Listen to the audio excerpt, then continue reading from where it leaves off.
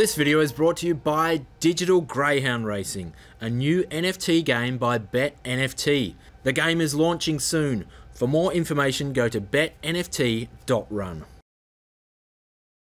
G'day punters, welcome to another edition of Greyhound Gold. My name's Brett Honey. Joining me for another week is James Broadhurst. How are you, James? Good, Brett. Yeah, good to be back on. Obviously, I wasn't too bad because I've got another Guernsey, and good to be with you. Invite yourself back on, always good. I'll just let the secrets out, why not?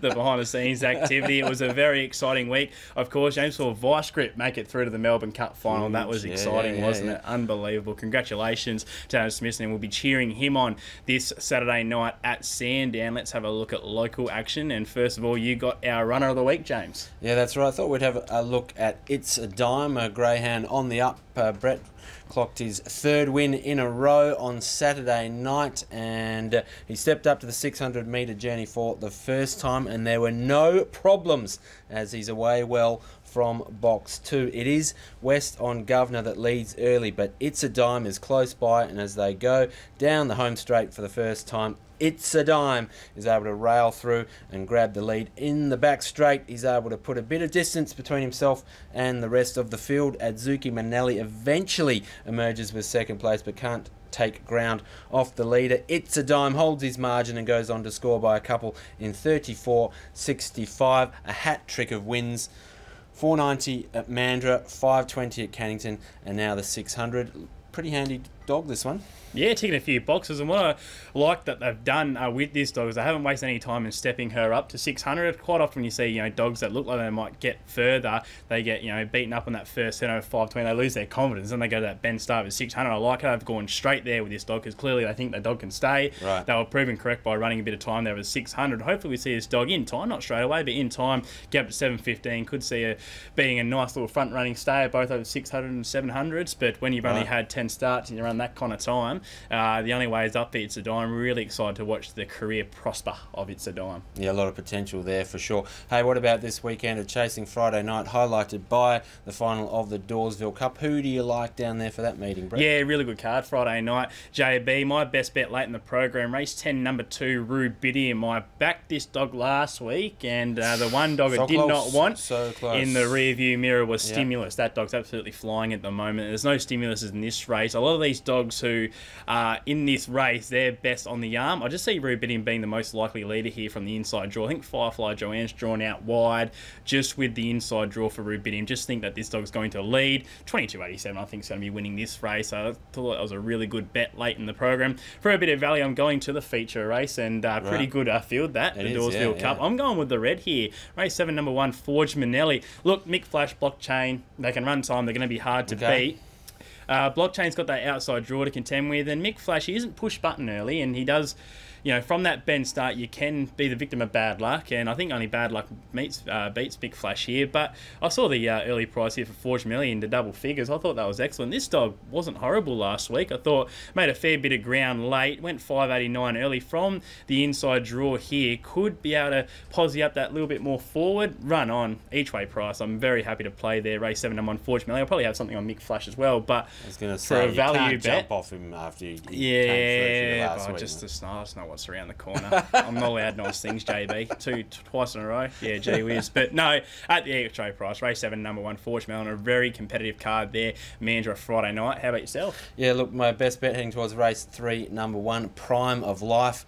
A stage I think that sadly probably passed me by, Brett, but hopefully punters can get on board with this dog. I'm just hoping to get there. Yeah, yours is coming hopefully for you, mate. Look, one in good time from this draw, 3 back. Also a pretty decent run last week. I think we can just forget about the run in between that. I like this dog. Yeah, I think it's going to be right up there. Race 3, number 1, Prime of Life. And like you, Brett, I liked Rubidium. Race 10, number 2. Thought more of a value player. I'm hoping. I hope so. I'm hoping comes out at value odds here. Look, good form. This greyhound going through the grades. For me, it was just a question, was he going to be able to hold on for this one? Look, I think he's a really good shot. I think he'll be right up in the finish. So, race 10, number 2, Rubidium.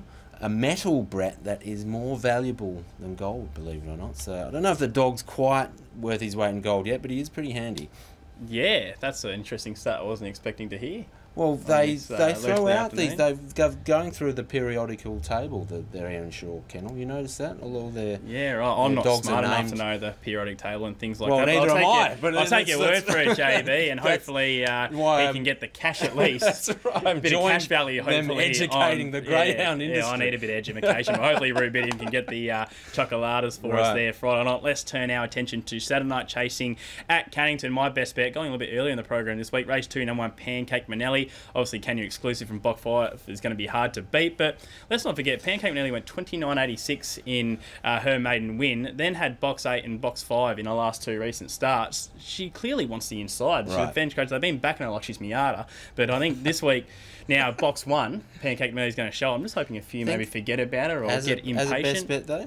Yeah, 100% from the inside. This dog can go 29.86. That's what Can You exclusive went last week. Yeah, Can You exclusive has got Box 5. I thought with the lack of pace in 2, 3, 4, really good opportunity here for Pancake Manelli just to show what she's capable of. The litter's very fast, and clearly gets a trip. So I'm quite keen to be on there. Race 2, number 1, Pancake Manelli. The honey or the maple syrup on the pancake. Yeah, that can work. Yeah, that's crafty from you, JB. You're in form today.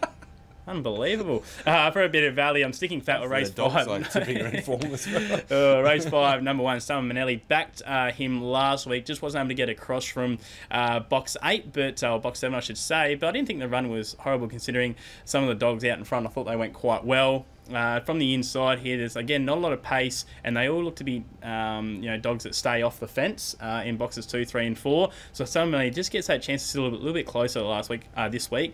Didn't think it was all that bad last week, so I'm sticking fat with Summer Manelli. Patience is a virtue, as they say, JB. Hopefully Pete Brown can get us over the line there with Summer Manelli. He's done a terrific job with this dog in 2022. Hopefully they can get the cash. How about yourself there Saturday night? You've gone very Manelli heavy this week, but that's not a bad thing. Yeah, well they're pretty handy. They are. That's all good dogs. Look, heading towards race 6, number 2, Amplify for my best bet. Bit of a captain obvious this one. The dog returns from Melbourne and look, should just be winning. Does meet a handy field, I've got to say. It's a small field but handy, but look, Amplified I think just a class above these dogs. And for my value play heading towards race 1, number 4, Volunteering.